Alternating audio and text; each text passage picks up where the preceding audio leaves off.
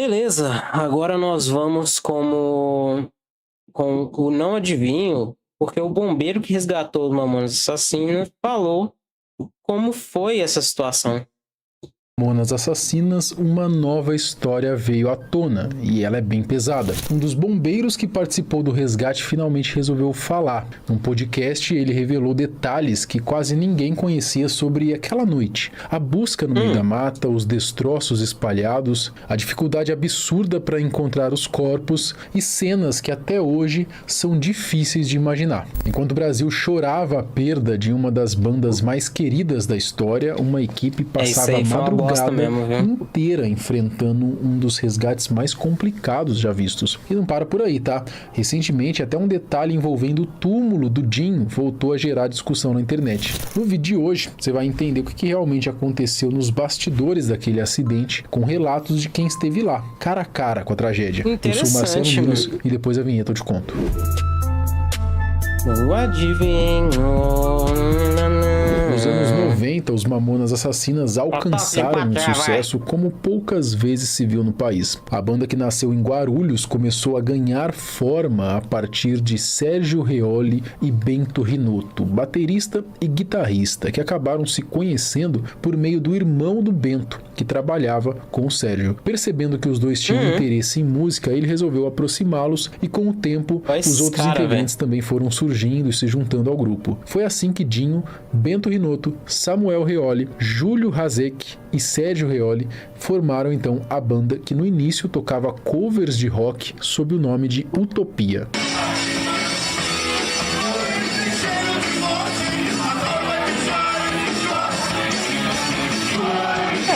Antes de ficarem conhecidos nacionalmente, o nome da banda era Utopia. Eles passaram por um bom tempo assim, de 1989 até 94. Foi só em 95 que decidiram mudar o nome para Mamonas Assassinas. O grupo foi um dos primeiros do Brasil a apostar em um estilo de rock mais diferentão, né? O chamado rock cômico, e as letras deixavam bem claro o motivo desse nome.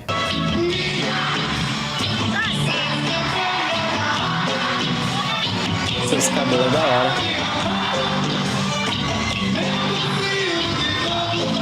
Com esse estilo irreverente e totalmente fora do padrão, eles conquistaram o público e explodiram a partir do segundo semestre de 95. Os caras simplesmente viraram febre no país. Não tinha nenhum grupo mais popular que eles naquela época. Eles estavam em programas de TV o tempo todo e cada vez mais vivendo como verdadeiras estrelas. Mas ninguém imaginava que a história dos 5 amigos duraria tão pouco no cenário artístico. Infelizmente, tudo foi interrompido apenas 8 meses depois da mudança de Utopia para Mamonas Assassinas. O Brasil amanheceu mais triste hoje. Estão mortos todos os integrantes do irreverente grupo Mamonas Assassinas, o maior fenômeno da história recente da música brasileira. Impressiona pensar que eles tiveram só alguns meses de sucesso, porque tudo foi tão intenso, tantos hits nas rádios, tantas aparições nos maiores programas do país, que parece até que foram anos de carreira. É triste, né? Mas o fato é que na noite de 2 de março de 96, o Brasil inteiro chorou ao saber que o grupo sofreu um acidente aéreo enquanto voltava para Guarulhos após um show em Brasília. Esse avião quase caiu na selva amazônica porque quebrou o radar. Tem uma boa e uma má notícia pra você que vai voar com a gente, cameraman. Qual que você quer primeiro? Você é o Dinho dos Mamonas? Eu era. Oi. A boa é que eles consertaram o radar. Quebrou de novo. E o combustível não tá passando lá do reservatório para o tanque. Quebrou de novo? O jatinho que eles estavam... Meu irmão, olha as coisas que o cara tá falando e ele saiu voando ainda nesse troço. Colidiu com a Serra da Cantareira depois de uma tentativa de arremetida do piloto. 8 meses de sucesso até um acidente aéreo tirar a vida da banda mais carismática da década de 90. A morte de todo o grupo causou com sucesso por 240 dias. Que sacanagem, cara. vocês me deixam doidão. Uma comoção gigantesca no país. Foi um verdadeiro estado de choque, né? Eu era bem novo, mas ainda me lembro de alguns flashes das pessoas comentando o assunto de forma impactada. E uma das coisas que muita gente passou a comentar e ainda comenta até hoje foi o quão duro e emocionante foi o resgate dos corpos dos músicos. Chegaram a existir até alguns sites que mostravam aí que entra o nosso esses corpos grande teriam ficado. E até hoje, não sei se essas imagens eram reais ou eram já, sei lá, fake news da época. Mas, recentemente, um dos bombeiros que participou do resgate foi a um podcast falar sobre a sua carreira e acabou revelando alguns detalhes curiosos que deixou os fãs saudosos do grupo surpresos a respeito do acidente aéreo aí envolvendo esse lendário grupo. Recentemente, o coronel reformado do Corpo de Bombeiros Jefferson de Mello participou do podcast TikTok. Ele compartilhou algumas experiências da época em que atuava como bombeiro. E um desses relatos foi justamente sobre o acidente dos Mamonas em 96. Segundo ele, a busca pelos corpos foi uma das operações mais difíceis que já enfrentou, até porque a maioria estava irreconhecível. Ele contou como que foi a chegada até o local e o recebimento da ocorrência. E que naquele momento ninguém sabia que se tratava do avião dos Mamonas. Vocês iam lá na Avenida César Freire Fagundes, que tem uma pedreira, parece que alguma coisa caiu lá, um avião, ninguém tinha certeza de nada. E a equipe foi. E como se tratava uma ocorrência, e também ninguém sabia que era o avião dos Mamonas, né? Então, é um avião qualquer.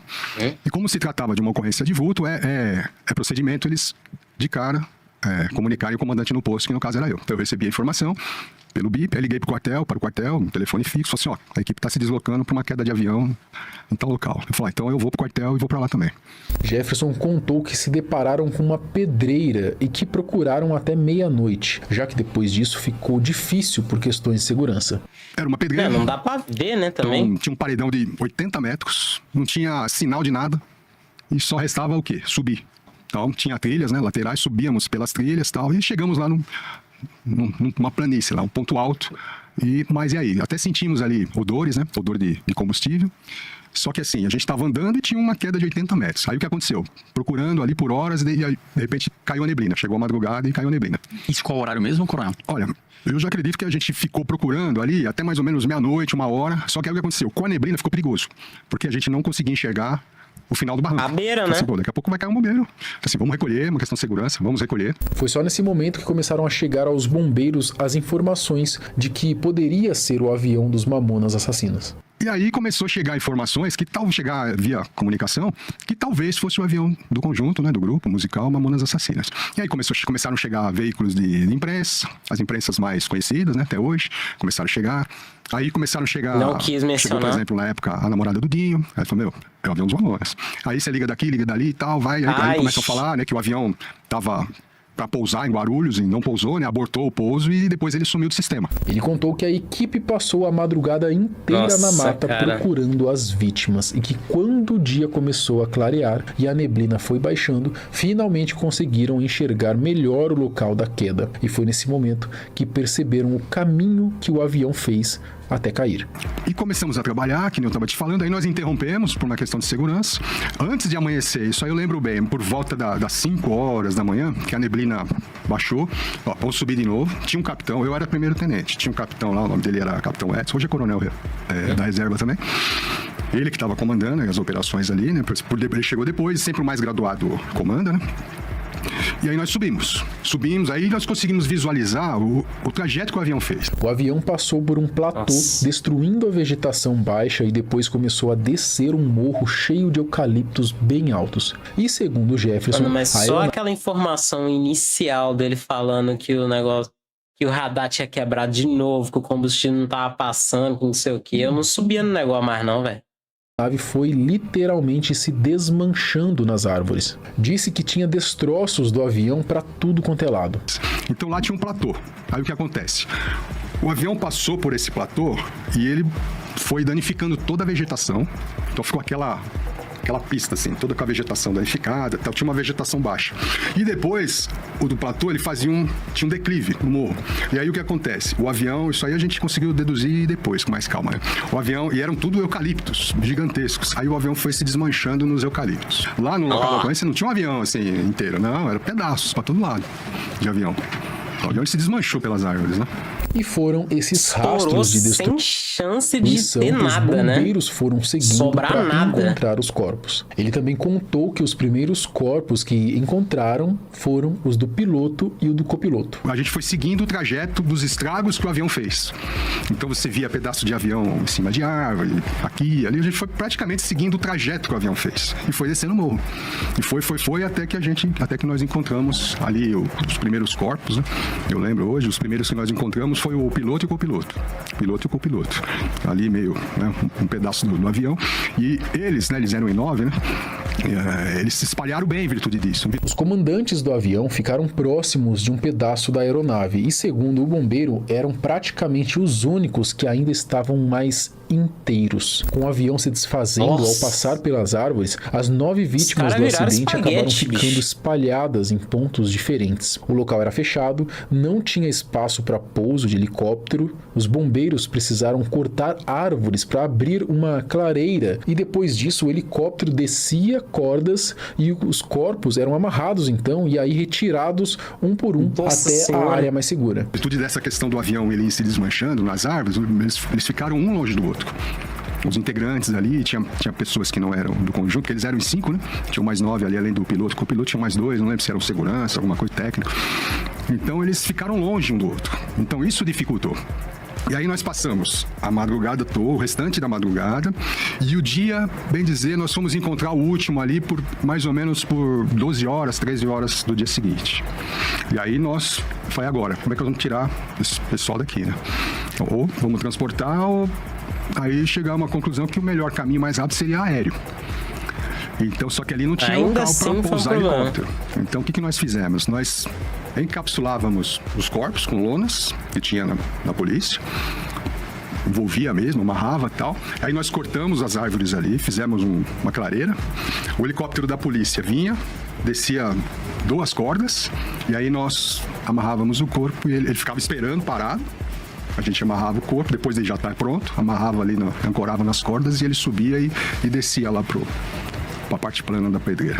Jefferson contou que nessa altura todo mundo já sabia que o avião dos Mamonas tinha sofrido um acidente e a imprensa começou a chegar no local. E não só eles, pessoas comuns também apareceram querendo levar objetos do grupo como lembrança. Já estava difícil de encontrar os restantes dos corpos. Imagina com toda essa gente chegando e Mano, já tá difícil encontrar o corpo. Vocês querem sair catando os restos ainda? Atrapalhando, tumultuando ainda mais a situação. E aí o que acontece? No meio da ocorrência, começou, aí já era público que era o avião dos Mamonas. E aí foi chegando a imprensa. Não só a imprensa, como a população. A população entrou na mata também? Entrou na mata, chegou lá. E aí vocês tiveram que fazer Nós fizemos um isolamento. Fizemos um isolamento, e aí tivemos que pedir apoio. A polícia subiu também, o policiamento subiu também para ajudar. Conforme íamos encontrando, né, os integrantes, nós removíamos e fomos concentrando eles todos num local só. Ficar tudo junto. E assim, a bombeira está acostumada, mas não é uma coisa agradável de se ver, eram famosos. Então nós tivemos que fazer um isolamento grande até. Eles estavam na busca até que os bombeiros avistaram de longe algo que parecia apenas um braço saindo entre as folhas. O resto do corpo estava escondido. Jefferson contou que ao pegar o braço ele percebeu que estava pesado demais para ser só um membro. Então chamou os colegas e quando puxaram, viram que ali estava mais um corpo. E aí chegou um senhor que curiosamente chegou em mim e falou assim, eu vi uns 200 metros aqui, eu vi um braço. Eu falei, caramba, então, por favor, senhor, não comenta com ninguém, eu vou chamar mais uns bombeiros aqui e aí nós vamos falar. Nossa. Aí eu chamei mais 3 bombeiros e ele saiu e nós saímos atrás. Só que o povo, ninguém, todo mundo é esperto. Então vieram mais algumas pessoas atrás também. Esse local que ele falou estava fora do isolamento. Bando de curioso do cara. Assim, era um barranco, então não era tão simples descer lá. E aí quando nós chegamos lá, realmente, eu vi, né, tinha um braço e a vegetação cobrindo. A vegetação cobria. Você viu o restante do braço e aqui na altura do ombro a vegetação cobria. Então dava a impressão que seria só o braço, né? Aí o que eu fiz? Eu fiz uma corrente lá com os bombeiros, coloquei as luvas e tal, e desci de novo. E aí quando eu peguei o braço, eu fui pegar assim como se fosse uma coisa mais leve, aí eu vi que não era só o braço, que era o corpo todo. Faltava encontrar o Jim, mas até então eles não sabiam de quem se tratava aquele corpo, só deu para saber depois, quando um parente que estava no local reconheceu a bermuda que ele usava. Aí a gente foi puxando, segurando pelo braço, só que tinha outra particularidade, né? Ele tinha o tronco e um braço só. Ele não tinha os outros membros, entendeu? Não tinha a cabeça, não tinha do joelho para baixo, não tinha, e não tinha o outro braço, né? Então assim, e tava de bermuda, né? Aí um parente falou assim, esse é o o vocalista, né? O cantor que estava faltando. A operação de resgate e retirada das vítimas durou mais de um dia Só o inteiro, braço até toso, que mano. todos fossem encontrados e levados para a perícia. Então o Dinho ele só foi o último recuperado. a ser encontrado. E só foi recuperado mesmo com o tronco e os braços, né? Eu vou te falar assim que em um primeiro momento sim, mas essa ocorrência ela não terminou, né? Então assim, essa equipe, nós fomos embora, né? Depois permaneceram outras equipes e foram encontrando mais coisa, tal, mais Os pedaços. fragmentos, Nossa chama de Senhora, fragmentos, tal. O coronel também comentou que nunca ficou tentando entender exatamente o porquê do acidente, mas, segundo ele, havia uma pedreira ali e o piloto pode ter tentado desviar. Tinha um paredão da pedreira e ele passou em cima, assim, muito rente. Se ele pega, eu não sei se de repente ele tentou pousar ali, né? Ele viu um plano assim, porque se ele pega um pouquinho mais para baixo, ele entra numa parede assim. Para quem não sabe, recentemente ainda saiu a notícia de que o túmulo do Dinho foi aberto e que uma jaqueta deixada sobre o seu caixão estava intacta. Pode levar mais de Claro que isso 200 causou anos pra toda uma decompor, mano. movimentação na internet. Mas, segundo reportagens, tem um motivo plausível para aquela jaqueta ter aguentado esses 30 anos. Ela é feita de nylon, uma fibra sintética derivada do petróleo, e a real é que esse material pode levar mais de 200 anos para se decompor. Atualmente, os corpos dos membros da banda estão sendo exumados para que parte da cinza seja utilizada como adubo no Jardim Bioparque Memorial em São Paulo. E foi por causa disso que viram então a jaqueta que estava lá intacta. O sucesso dos 5 amigos enquanto estavam vivos pode até ter durado pouco, mas foi suficiente para torná-los eternos. Porque até hoje, não importa a geração, todo mundo conhece os Mamonas Assassinas. Já houve várias tentativas de imitá-los, mas nenhuma chegou nem perto, nem 10% ali do que os Mamonas foram. Os caras realmente foram únicos. Mas comenta aqui embaixo se você já sabia desses bastidores e sobre também a... Ai, velho. Mamonas foi uma perda danada. Eu tirava alguns cantores da atualidade pra poder ter os Mamonas de volta. Sem hesitar. Ai.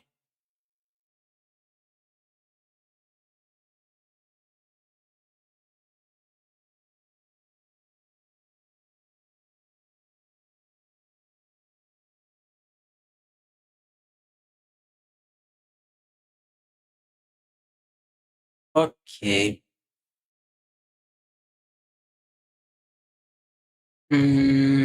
Agora nós vamos encerrar com o Freak TV e a esposa perfeita até que tudo veio à tona.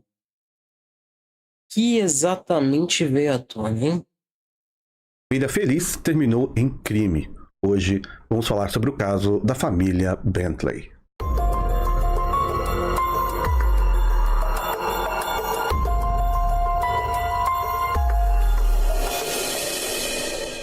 Esse roteiro é baseado em artigos sobre o mesmo assunto. Desde já pedimos a sua interação com o nosso conteúdo. Pode ser através de um like, que ajuda muito, principalmente um comentário, onde você fala se já conhecia essa história, um detalhe que eu não comentar, e sugere novos temas para trazermos ao canal. Assim o YouTube sempre vai te mostrar nossos próximos conteúdos quando publicados. Verifique também a possibilidade de se inscrever no Freak TV se ainda não é inscrito e de se tornar membro, onde dependendo do nível, o seu nome aparece no vídeo durante algum momento. Se vocês puderem ajudar o Freak TV, ou pelo menos se inscrever e fazer um comentário ali, vai fazer muita diferença. E você tem acesso brevemente antecipado ao nosso conteúdo. Sobre o caso de hoje, Gary Wayne Bentley nasceu em agosto de 84, no Kentucky, Estados Unidos. Ele era o primogênito do casal Lisa e Gerald Bentley. E ele cresceu também ao lado da irmã, a Amy. Desde cedo, o Gary ele foi criado em um ambiente bastante ligado à vida ao ar livre. E ele desenvolveu então um gosto especial por atividades como caça, pesca e demonstrava verdadeiro entusiasmo por qualquer oportunidade de estar em contato com a natureza. Além disso, ele nutria o interesse por equipamentos relacionados a esses hobbies, como acessórios de pesca e armas para caça. E ele... Essa é a parte do armas para caça que é complicado, né? Que aí já envolve uns negócios. Eu nunca entendi esse negócio da arma para pesca, porque como é que você vai você vai comprar uma 12 para poder atirar num peixe? Para pegar uma traíra? Então não entendo esse negócio. Ele colecionava ao longo do tempo. Depois de concluir os estudos, o Gary ele decidiu seguir a profissão de eletricista, uma área que lhe garantia estabilidade e bons ganhos. Foi por volta dos 23 anos, em 2006, que a sua vida tomou um rumo importante, quando ele conheceu Tasha, uma jovem enfermeira que chamou a atenção dele não apenas pela aparência, mas também pela personalidade. Ela era cerca de um ano mais velha que ele e a conexão entre os dois foi imediata. O relacionamento evoluiu rapidamente, com um sentimento intenso, o que fez com que eles permanecessem juntos por um longo período de namoro. Ao todo foram 6 anos de namoro. Com o passar do tempo, a relação se consolidou e em setembro de 2012, Nossa, Gary e Tasha cara. oficializaram a união em um casamento. Naquele momento, eles já aguardavam a chegada do primeiro filho. Pouco tempo depois da cerimônia, aproximadamente 3 meses mais tarde, no início de dezembro, nasceu então o bebê, o Connor, filho único do casal. A chegada foi vista como uma concretização de uma fase muito feliz na vida dos dois. Para quem observava de fora, Gary e Tasha formavam uma família praticamente ideal. Ambos tinham profissões estáveis, bem remuneradas, o que lhes proporcionava uma condição financeira muito confortável. Eles possuíam uma casa espaçosa, considerada até acima da média para a região, além de um carro de alto O pessoal lá tá com tanto imposto que até o nome da menina é uma taxa. padrão na garagem. Isso eram sinais claros de prosperidade. Também levavam uma vida social ativa, gostavam de receber amigos, organizar encontros, viajar e aproveitar momentos de lazer junto. Dentro da comunidade e entre os conhecidos, o casal era frequentemente visto como um exemplo de sucesso e harmonia familiar. A imagem transmitida era de uma união sólida, feliz e aparentemente inabalável, como se nada fosse capaz de ameaçar aquela vida cuidadosamente construída. No final da tarde de 10 de dezembro de 2017, a não ser ela mesma. a Tasha voltou para casa depois de passar o dia inteiro na residência de uma amiga. Assim que ela chegou, algo chamou a sua atenção. A porta da garagem estava aberta. Aquilo não era normal, já que nem ela e nem o Gary tinham o hábito de deixar a casa destrancada. A situação a deixou apreensiva no mesmo momento. Toda vez que ele fala Gary, eu tô lembrando do caracol. Assustada, ela decidiu então ligar para o sogro dela, o Gerald, que morava ali nas proximidades. E ela contou que estava com medo de que alguém pudesse ter invadido a residência. E disse também que a sua preocupação era ainda maior, porque ela tinha tentado falar com o Gary, o marido, diversas vezes ao longo do dia, por mensagem, ligação, mas ele não havia respondido em nenhum momento. O silêncio do marido aumentava a sensação de que algo poderia estar errado. O Gerald, ele chegou rapidamente. Quando ele estacionou, ele encontrou a Tasha ainda dentro do carro dela, do lado de fora da casa, visivelmente abalada. Ela não teve coragem de entrar sozinha e coube a ele verificar o que estava acontecendo. Assim que ele abriu a porta, os cachorros da família correram para recebê-lo e saíram para fora como costumavam fazer quando alguém conhecido chegava na residência. Ele percorreu os cômodos do andar de baixo e à primeira vista ele não percebeu nenhum sinal de desordem ou alguma porta forçada, nada disso. Porém, ao subir até o quarto do casal, ele se deparou com uma cena inesperada. O Gary estava deitado na cama, sem vida, com a marca de um disparo por trás. Tudo indicava que ele tinha sido surpreendido enquanto ainda dormia. O choque foi imediato. Mesmo abalado, o Gerald conseguiu ter força ainda para ligar para a polícia e pedir ajuda. Quando os investigadores... Rapaz, e foi a mulher... A gente já sabe, né? Que a esposa é perfeita. Caraca. Quando chegaram e começaram a analisar o local cuidadosamente, eles perceberam que o cofre onde o Gary guardava suas armas de caça estava aberto e que várias armas tinham sumido. Curiosamente, outros objetos de valor da casa não tinham sido levados. Isso levou a polícia a considerar a hipótese de que alguém teria entrado especificamente para pegar essas armas de caça. Possivelmente, alguém que já sabia da coleção dele. Naquele mesmo dia, a Tasha, a esposa, também foi ouvida pelas autoridades. Essa conversa aconteceu ainda dentro de uma viatura policial estacionada no local, e ela contou que tinha saído cedo de casa, que o Gary estava se preparando para sair para caçar, algo que ele costumava fazer. Segundo ela, acreditava que ele realmente tivesse ido para a mata. Depois de sair, a Tasha disse que passou o dia na casa da sua melhor amiga, uma mulher chamada Amy Day. Não fica claro se ela levou o filho junto para essa casa, mas se entende que sim. No entanto, ela afirmou que desde manhã estava inquieta porque o marido não a respondia e também não atendia suas ligações. Ainda segundo seu relato, por volta das 13 horas, foi o horário que ela chegou a telefonar para o seu sogro, pedindo que ele fosse até a casa verificar se estava tudo bem, mas o Gerald teria imaginado que o Gary apenas estivesse sem sinal de celular, porque poderia estar em uma área isolada caçando, e por isso não considerou necessário ir até a residência naquele momento. Não tô comprando a ideia, né? Durante esse primeiro depoimento, a Tasha mencionou um detalhe que chamou a atenção dos investigadores. Ela disse que o marido da sua amiga o homem chamado Kevin tinha saído de casa antes do meio-dia, alegando que iria jogar vôlei. Ao relatar isso, ela sugeriu que a polícia verificasse o paradeiro dele, lembrando que cerca de um ano antes, segundo ela, o Gary e esse homem, Kevin, tiveram um desentendimento durante uma pescaria. E essa informação foi bastante estranha, por surgir de repente, e foi interpretada como uma tentativa de que a polícia direcionasse a investigação para essa possibilidade, em cima desse homem chamado Kevin. O Kevin, ele então foi considerado um possível suspeito inicialmente, mas ele tinha um álibi, ou seja, ele pôde comprovar onde estava. Tudo foi verificado com cuidado e confirmado, então não havia nenhuma evidência que ligassem esse Kevin ao ocorrido. E ele foi logo descartado da Nossa, pior que vai ter que chegar nela quase que por último, né? lista de suspeitos. Outro ponto importante surgiu a partir do depoimento do Gerald, o pai do Gary. Ele afirmou que, quando ele entrou na casa, os cachorros da família o receberam normalmente, sem qualquer sinal de agitação. Para a polícia, isso era significativo, porque caso um desconhecido tivesse invadido o local algum tempo antes, seria esperado que os cães reagissem latindo ou demonstrando estranhamento, o que provavelmente teria acordado o Gary. O fato de ele ter sido surpreendido ainda dormindo sugeria que a pessoa responsável pelo crime era alguém familiar, alguém com quem os cães já estavam acostumados e não considerariam uma ameaça. A Amy, a amiga da Tasha, onde ela tinha passado algumas horas daquele dia, que inclusive era a melhor amiga dela, também tentou diversas vezes entrar em contato com a Tasha depois do falecimento do Gary. A sua intenção era oferecer apoio, consolo e também ajudar com as providências do velório do Gary. Mas a Amy ligou repetidas vezes, enviou mensagens, mas não recebeu resposta alguma. Esse silêncio da Tasha começou então a parecer estranho. Somente na manhã do dia seguinte, a Tasha finalmente respondeu e atendeu as ligações. A Amy, preocupada, perguntou como estavam os preparativos para a despedida do Gary e se ela precisava de alguma ajuda, mas a resposta foi completamente inesperada. A Tasha disse que ela não sabia de nada sobre funeral algum e que não pretendia nem comparecer ao velório do Gary. Quê? Como assim? Aquela reação causou um estranhamento imediato na Amy. E foi então que ela se lembrou de algo que a Tasha tinha confidenciado para ela há algum tempo antes. Um segredo que naquele momento passou a parecer extremamente importante. Sem perder tempo, a Amy foi até a casa dos pais do Gary e contou o que ela sabia, e em seguida a polícia foi acionada. Durante uma conversa com o investigador, ela contou a história de que a Tasha tinha um relacionamento com um colega de trabalho, um homem chamado Anthony. Segundo a Amy, a amiga disse que pretendia se separar do Gary depois das festas de fim de ano, especificamente em 14 de janeiro de 2018. Os pais do Gary revelaram também outro detalhe que chamou bastante atenção. Alguns meses antes, o casal tinha pesquisado sobre seguros de vida. O Gary teria sido resistente à ideia desde o começo. Putz, grila. Golpe do seguro. Acreditando que um valor entre 250 a 300 mil dólares seria o suficiente para esse seguro, mas a Tasha insistia que a apólice deveria ser de $1 milhão. Essa diferença de opinião levantou até questionamentos. Eles também mencionaram: Por que é que você tá querendo que eu valha $1 milhão, hein, Tasha?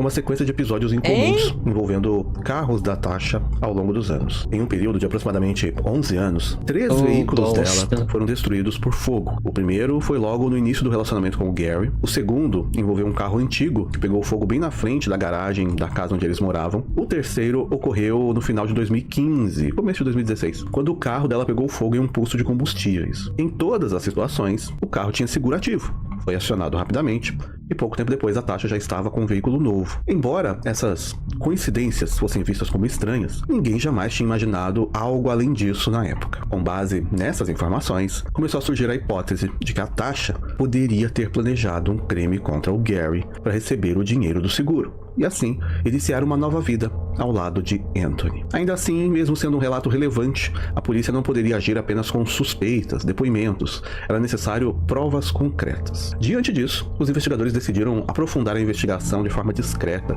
observando comportamentos, analisando dados e tentando mostrar um quadro completo dos acontecimentos antes de tomar qualquer medida mais drástica. Durante essa investigação, eles descobriram que o casal já estava tendo problemas há algum tempo. Até o fim de 2015, eles eram um casal aparentemente feliz, apaixonados, com uma vida próspera, mas em 2016, pequenos sinais de que algo não ia bem começaram a aparecer. No início, eram situações sutis, que ninguém realmente dava muita importância, ou conseguia entender o que poderiam significar. Pareciam apenas episódios isolados, estranhos, mas fáceis de ignorar. Em setembro daquele ano, O Gary e a Tasha decidiram fazer uma viagem romântica para um resort na Jamaica. O filho deles ficou com os avós e o casal então viajou acompanhado de 2 amigos muito próximos, a Amy e o Kevin. A ideia era descansar, passar alguns dias tranquilos, longe da rotina. Eles ficaram cerca de 10 dias no local e praticamente toda a viagem transcorreu sem qualquer problema aparente. Tudo parecia normal. Eles fizeram passeios, conversaram bastante, tiveram momentos de lazer e convivência agradável entre amigos. Porém, no último dia, durante uma pescaria,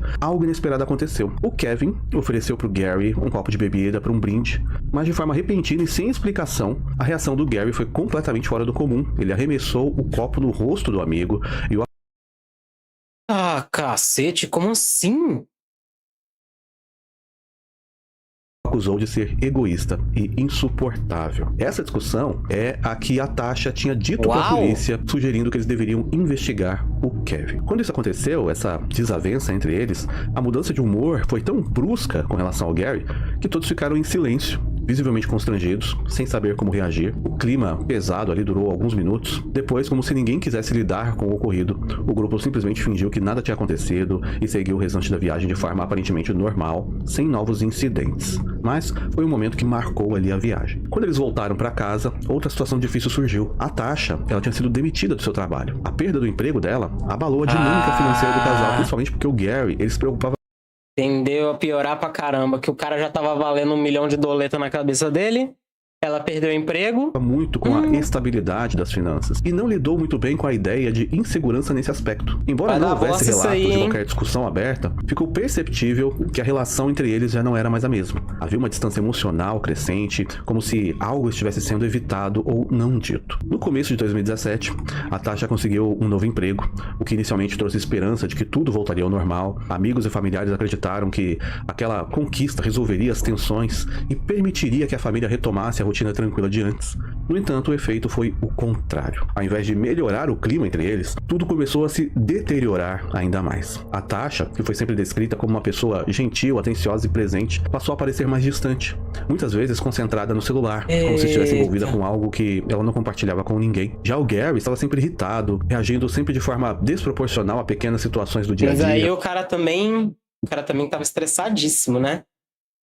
Isso ia dar fogo a qualquer Sempre momento. que alguém tentava perguntar o que estava acontecendo, ele respondia de forma evasiva, dizendo apenas que não era nada e que resolveria tudo sozinho. Com esse novo trabalho, a Tasha começou a fazer horas extras com frequência. Ela dizia que era chamada para cobrir turnos de última hora e aos poucos foi se afastando das responsabilidades familiares. Finais de semana inteiros fora de casa se tornavam... Era chamada para fazer uns turnos extras, sempre com a mesma justificativa profissional. Chegou ao ponto dela não conseguir mais buscar o filho na escola, o que fez com que o Gary assumisse grande parte dessas tarefas do dia a dia em casa, da rotina da família e do Connor, que era o filho, conciliando isso com o próprio trabalho. Apesar dessas dificuldades, havia algo que permanecia inalterado: o amor do Gary pelo Connor. Ele era extremamente dedicado ao menino, fazia questão de estar presente na sua vida, gostava de ensiná-lo atividades ao ar livre, como pescar. Pelo menos alguém amava essa criança, né? Tentando transmitir para ele as mesmas paixões que ele cultivava desde cedo. Também se esforçava para proporcionar tudo o que o filho precisasse, como presentes, experiências e atenção. Em setembro de 2017, a família fez uma outra viagem, dessa vez para o México, num resort também. O Gary e a Tasha dessa vez levaram o Connor e também foram acompanhados pelos pais do Gary, o Gerald e a Lisa. O local funcionava como uma espécie de retiro familiar que tinha algumas regras específicas que restringiam o uso de celular, segundo eles, para incentivar a convivência entre os hóspedes. Foi durante essa viagem que o Gerald e a Lisa perceberam mudanças preocupantes no comportamento da Tasha. Ela parecia emocionalmente abalada, reagindo com irritação a coisas pequenas, alternando entre momentos de retraimento e períodos de muito mau humor. Além disso, ela saía diversas vezes para usar telefones disponíveis no hotel ou no quarto, já que os celulares não podiam ser utilizados. Nessas ligações, ela permanecia por longos períodos, e quando a Lisa se aproximava da Tasha, a Tasha começava a falar em voz muito baixa e frequentemente encerrava a chamada abruptamente, como se quisesse que alguém não ouvisse a conversa dela. Preocupados com essa situação, o Gerald e a Lisa tentaram conversar com o Gary para entender o que estava acontecendo entre o casal. Para eles, aquilo era completamente diferente da família unida e feliz que eles sempre demonstraram ser. Mas o Gary novamente evitou qualquer explicação, repetindo que cuidaria de tudo por conta própria. Pouco tempo depois... Olha, foi tudo desgastando, já tava indo tudo pro brejo, já não tava legal. Termina. Não tenta fazer de família feliz, não tenta fazer de que... Termina, cara. termina.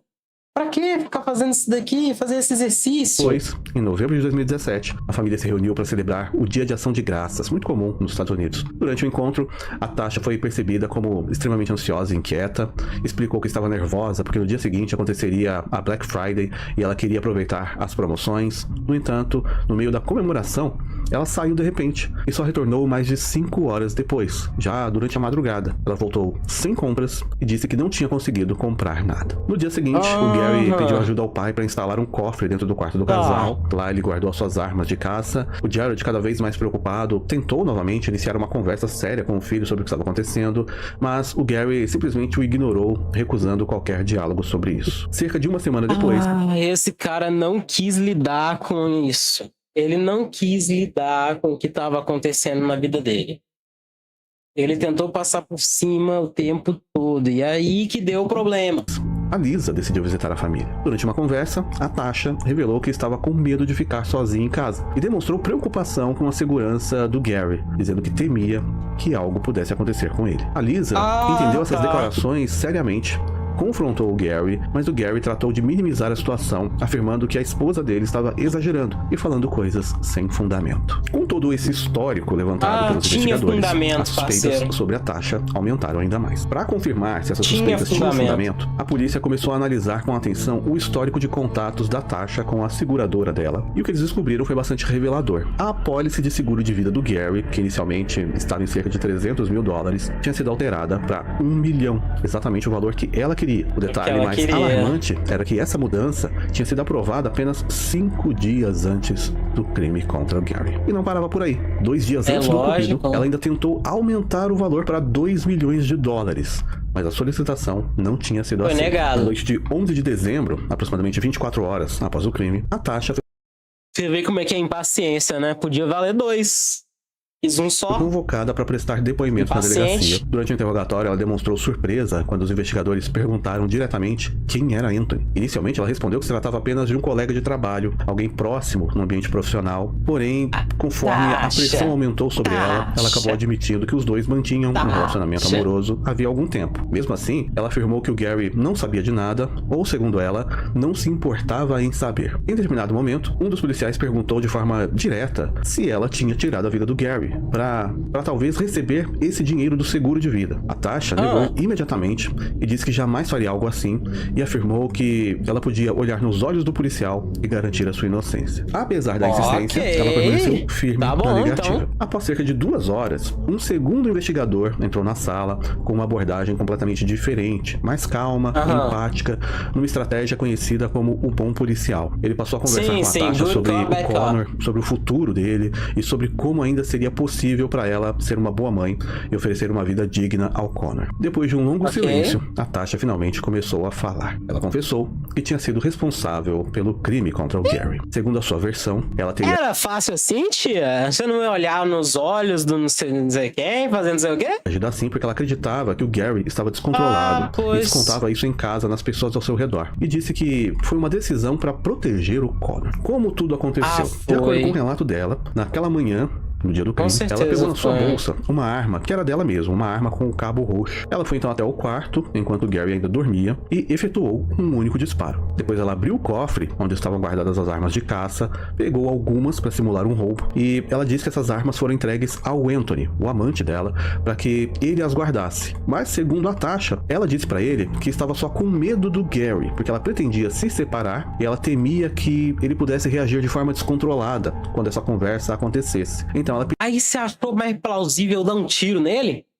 Deixa eu ver se eu tô entendendo o seu raciocínio, moça. Pediu que o Anthony guardasse essas armas. Após isso, ela seguiu para a casa da amiga, a Amy, onde ela permaneceu o resto do dia fingindo preocupação com o desaparecimento do Gary. A polícia, porém, precisava verificar essa alegação. Os investigadores então conversaram com pessoas próximas, familiares, conhecidos e também analisaram o histórico da família. Nenhuma testemunha confirmou qualquer comportamento descontrolado por parte do Gary. Pelo contrário, todos o descreveram como um pai extremamente dedicado e carinhoso. O Connor também passou por uma avaliação médica e não foi encontrado qualquer sinal físico que sustentasse qualquer risco que ele poderia ter corrido. Esses resultados enfraqueceram completamente a justificativa apresentada pela Tasha. A polícia então recuperou as armas de caça que tinham sido levadas e confirmou que o Anthony não tinha participação no crime e desconhecia o plano da Tasha. Entre os itens recuperados estava também a arma usada no crime. O Anthony, ele sempre colaborou amplamente com a investigação, ele forneceu mensagens, registros e detalhes sobre o relacionamento com a Tasha.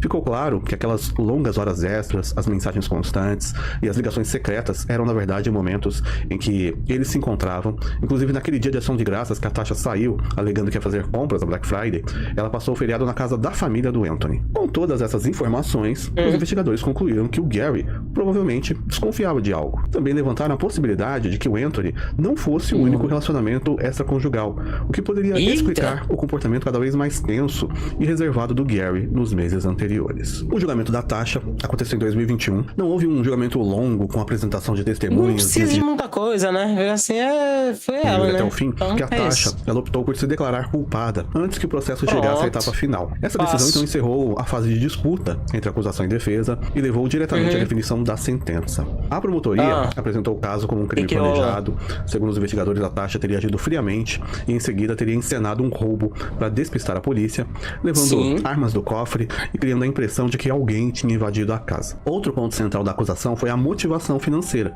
já que poucos dias antes do caso, o seguro de vida que o Gary tinha sido alterado por um valor muito maior. Na visão dos promotores, isso indicava um planejamento. Além disso, foi apresentado o fato de que a Tasha mantinha um relacionamento extraconjugal, sugerindo que ela pretendia iniciar uma nova vida após se desfazer do Gary. Já a versão apresentada pela própria Tasha durante as investigações foi diferente. Ela afirmou que fez tudo para proteger o Connor, alegando que o Gary estava sim tendo momentos de descontrole.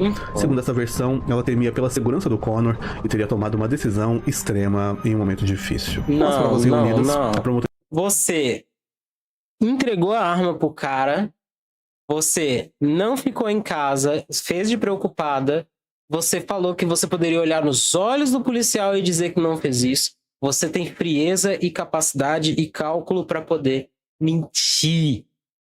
Não foi em prol de defesa de ninguém, tia. A promotoria sustentou que o crime foi premeditado. Antes que o caso fosse levado a julgamento, a Tasha decidiu então assumir formalmente a culpa. É algo comum de acontecer no sistema judicial americano e evita até um processo mais longo, influenciando também na pena aplicada. Em setembro, então, de 2021, o tribunal condenou a Tasha a 55 anos de prisão. Ela passou a cumprir a pena em uma penitenciária feminina do Kentucky. Pelas regras do sistema penal local, existe a possibilidade de liberdade condicional após cumprir parte da pena, e no caso dela, liberdade condicional? Essa possibilidade poderá ser analisada a partir de 2037. Se não for liberada, a pena total se estende até 2072. A Tasha permanece presa, cumprindo a condenação imposta pelo tribunal, e o Connor passou a ser criado pelos avós paternos, o Gerald e a Lisa, com o apoio da tia dele, Amy Bentley, a irmã do Gary. Como a Tasha foi considerada responsável pelo crime contra o Gary, a lei americana impede que ela receba qualquer lucro oriundo de um crime, incluindo o valor do seguro de vida. Então o dinheiro acabou sendo destinado ao Connor. Obrigado por assistir até aqui. Por enquanto é só. O menino ficou milionário.